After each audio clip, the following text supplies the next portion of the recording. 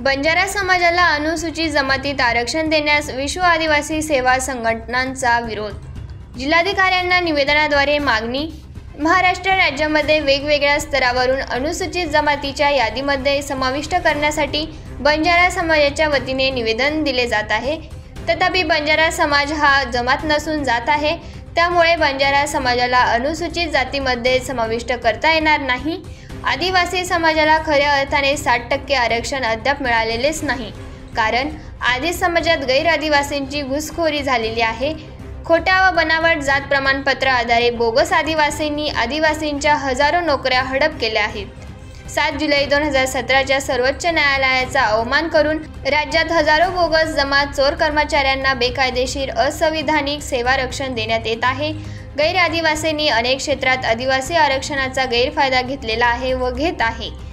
काही महिन्यापूर्वी सरकार 4000 बोगस लोकांना बेकायदेशीर सेवा संरक्षण दिले. आदिवासींचा विकास होण्यासाठी आदिवासींचे आरक्षण हे आदिवासी लोकांनाच मिळाले पाहिजे. म्हणून आदिवासींच्या आरक्षणात बंजारा समाजाला समावेश करण्यात येऊ नये. अन्यथा येत्या काळात आमच्या सामाजिक संघटनेकडून तीव्र स्वरूपाचे आंदोलन करण्यात येईल व होणाऱ्या परिणामांना शासन जबाबदार राहील. सदर मागणीचे निवेदन विश्व आदिवासी सेवा संघटना व आदिवासी क्रांती दलाच्या वतीने निवासी उपजिल्हाधिकारी कल्पना निळठुबे यांना देण्यात आले. यावेळी संघटनेचे अध्यक्ष जितेंद्र बागुल, सचिव संभाजी जगताप, विनायक गावित, ॲडव्होकेट कोमल पावरा, गुलाब गावित, सुभाष कोकणी, सोन्या कोकणी, किशोर पावरा, नलिनी बागुल, गीतांजली पाडवी, दिनेश सोनवणे, कालूसिंग वळवी, जितेंद्र तडवी, शरद पाडवी, किशोर गवळे, कुणाल पाडवी संघटनेचे पदाधिकारी उपस्थित होते.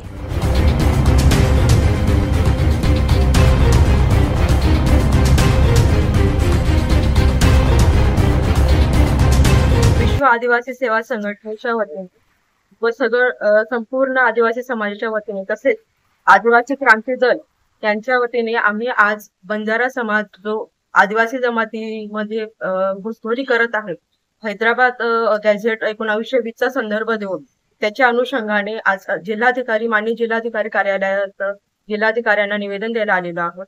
माझी शासनाला विनंती आहे की आमच्या भारतीय संविधानाच्या संघटनात्मक ज्या संविधानाच्या तरतुदी आहेत त्याच्यात अनुच्छेद 46 नुसार आम्हाला अनुसूचित जमातींना शैक्षणिक तसेच आर्थिक हितांचे प्रोत्साहन देण्यासाठी जे राज्याने प्रोत्साहित करायला पाहिजे त्याच्या अनुषंगाने महाराष्ट्र राज्यात जे 17 जुलै 2025 चा जो कायदा लागू करण्यात आलेला आहे, महाराष्ट्र शेड्यूल ट्राईब ऍक्ट, त्याच्या अनुषंगानेच सर्व कायद्याच्या चौकटीतच सर्व कारवाई व्हावी आणि ज्या इतर राज्यांनी बंजारा समाजाला अनुसूचित जमातीत समावेश केलेला आहे त्याचा विचार न करता आम्ही महाराष्ट्र शासनाचे महाराष्ट्र राज्याचे नागरिक असून आम्हाला महाराष्ट्र राज्याचे जे कायदे जे नियम आहेत ते लागू होतात व आमच्या अनुसूचित जमातीच्या